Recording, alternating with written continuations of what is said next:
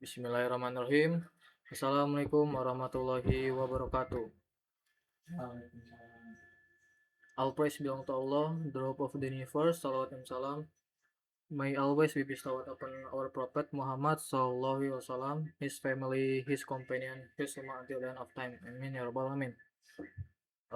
Good afternoon, everyone. First of all, let me introduce my team. My name is Muhammad Izzatul Rabbani, and this is my partner Agis Taufik, Miraj, and Walid. Today, we will deliver about my presentation about philosophical foundation of Islamic business, atau yang artinya landasan filosofis dan manajemen bisnis dalam Islam. Jadi artinya menjelaskan bahwa bisnis dalam perspektif Islam bukan sekedar kegiatan ekonomi untuk mencari keuntungan material semata, melainkan sebuah manifestasi dan dari pengabdian kepada Tuhan. Nah, lanjut. Jadi ke satu itu ada konsep bisnis sebagai bentuk ibadah.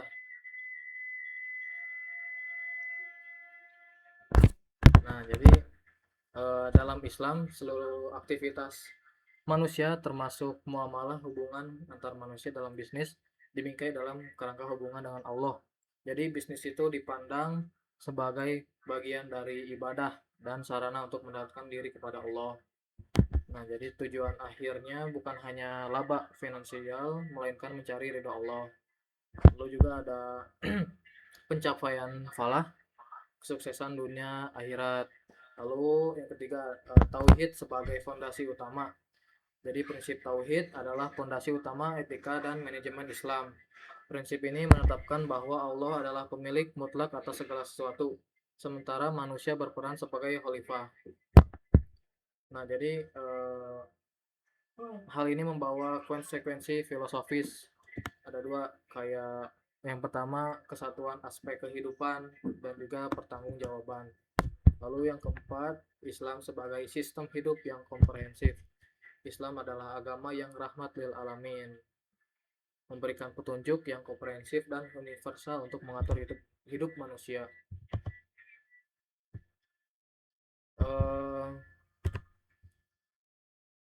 Yang kelima, kerangka kerja syariah, halal dan larangan utama. Secara operasional, filosofi ini diterjemahkan ke dalam aturan ketat mengenai apa yang diperbolehkan dan dilarang. Yang pertama ada prinsip halal dan toib, dan juga larangan eksploitasi. Dan terakhir juga ada keteladanan Nabi Muhammad SAW. Jadi Nabi Muhammad SAW dipandang sebagai pedagang sejati dan contoh teladan uswatun hasanah dalam melakukan perdagangan secara benar dan profesional. Terus selanjutnya boleh kepada Mirat.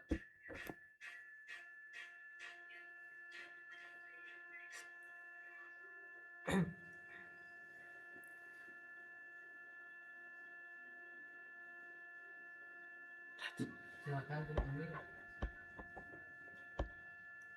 Baik, selanjutnya saya akan menjelaskan tentang five core principles of Islamic business ethics.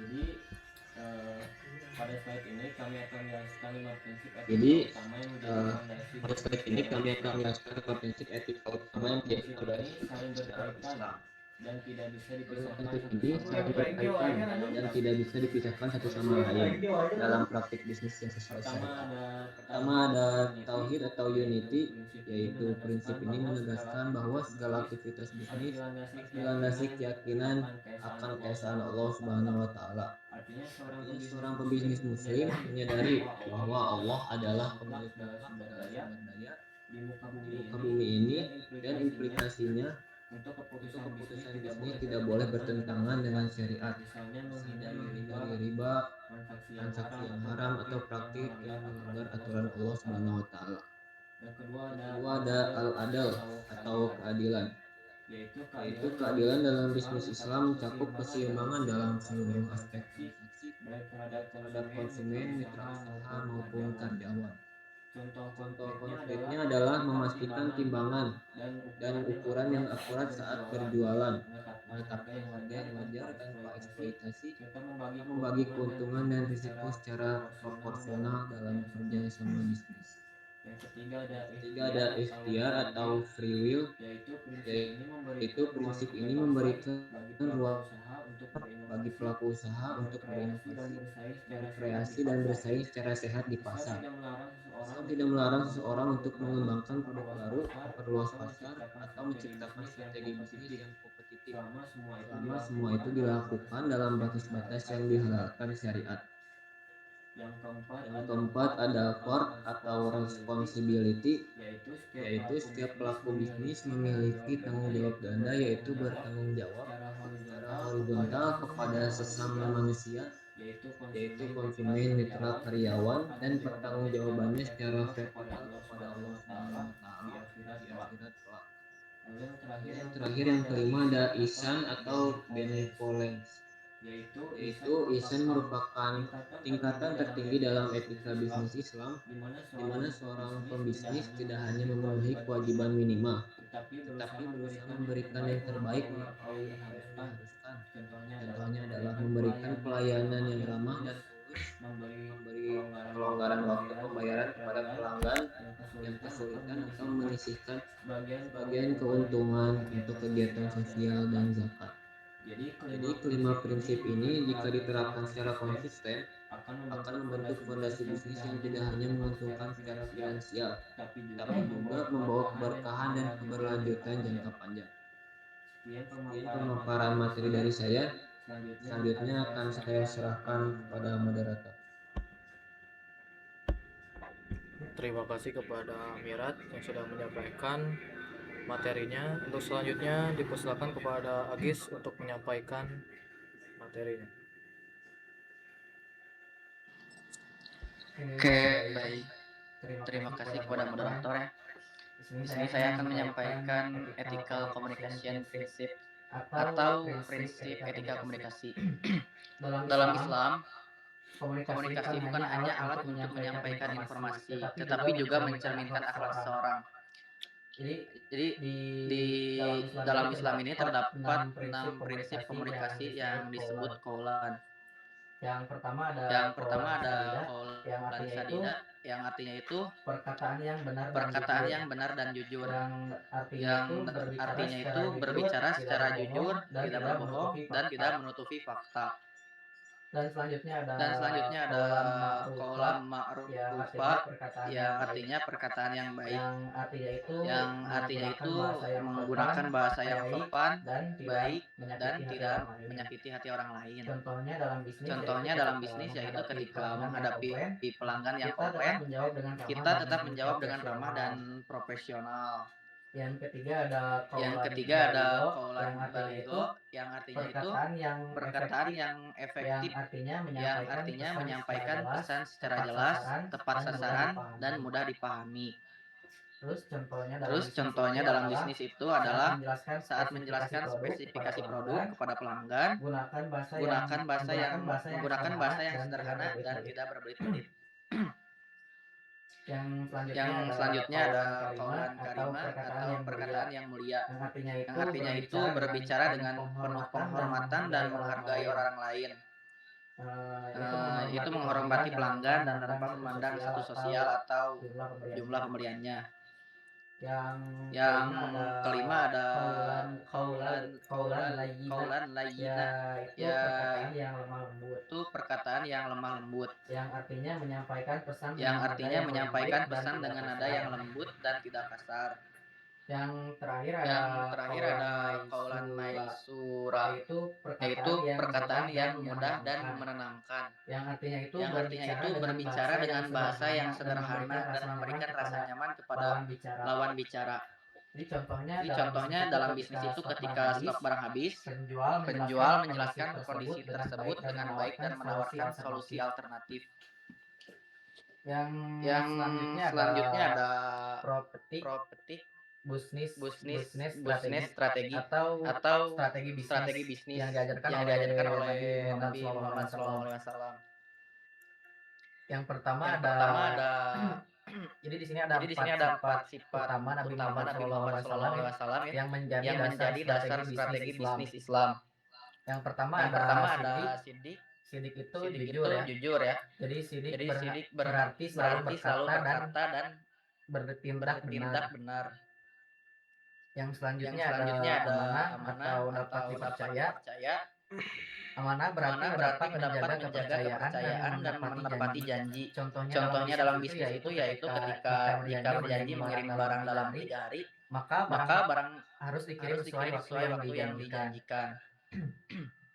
Yang Yang ketiga ada Platona Platona, yang artinya yang itu artinya itu cerdas cerdas dan dan bijaksana. bijaksana. Platona Platona berarti memiliki kecerdasan dalam mengambil keputusan dan mengembangkan usaha. Contoh dalam Contoh dalam bisnis bisnis itu yaitu menggunakan teknologi teknologi digital untuk pemasaran, melakukan melakukan inovasi produk, dan membaca peluang peluang besar. besar. Yang Yang terakhir terakhir ada ada tablik tablik atau atau artinya itu artinya itu komunikatif. Tablik Tablik berarti mampu menyampaikan informasi dengan jelas dan transparan. Contohnya Contohnya dalam bisnis bisnis yaitu yaitu menjelaskan manfaat produk produk pada pelanggan, harga, dan harga, syarat syarat transaksi secara secara terbuka pada pelanggan. Mungkin Mungkin sekian sekian yang yang dapat saya saya sampaikan. sampaikan. Saya Saya serahkan kepada serahkan kepada moderator. moderator. Baik, terima kasih kepada Agis yang sudah menyampaikan materinya. Untuk selanjutnya dipersilakan kepada Walid untuk menyampaikan materinya. Baik, terima kasih kepada moderator. Saya di sini akan melanjutkan materi yang sebelumnya sudah dijelaskan oleh Saudara Agis. Baik, di sini saya akan melanjutkan materi yang dimana saya di sini akan menjelaskan tentang operasional prohibition and contact atau larangan operasional dan kontrak. Dalam manajemen bisnis yang patuh syariah, ada 3 larangan operasional utama yang harus kita hindari dengan cara apapun. Yang pertama yaitu riba, bunga atau uang tambahan. Setiap keuntungan yang tidak adil atau telah ditentukan sebelumnya yang diterapkan pada pinjaman atau pertukaran, menghilangkan riba memastikan bahwa uang digunakan murni sebagai alat tukar, bukan sebagai komoditas untuk mengeksploitasi mereka yang membutuhkan secara finansial. Yang kedua yaitu ada goror, ketidakpastian atau ambiguitas. Transaksi yang melibatkan penipuan, kurangnya kejelasan, atau risiko tersembunyi yang besar di mana hasilnya tidak diketahui. Islam mewajibkan transparansi total terkait harga, kualitas, dan pengiriman barang untuk spekulasi. Praktik bisnis atau permainan untung-untungan yang didorong oleh spekulasi murni, di mana satu pihak menang sepenuhnya di atas kerugian mutlak pihak lain. Selain itu, semua transaksi bisnis harus secara ketat melibatkan produk dan layanan yang halal atau sah secara hukum dan tayyid atau baik, etis, dan berkualitas. Untuk melaksanakan transaksi yang adil ini, keuangan Islam mengandalkan kontrak yang jelas atau akad, antara lain merupakan yaitu pembiayaan jual beli. Perjanjian penjualan yang transparan di mana penjual secara eksplisit menyatakan harga modal dan margin keuntungan yang pasti kepada pembeli. Yang kedua yaitu ada mudorobah atau kemitraan bagi hasil.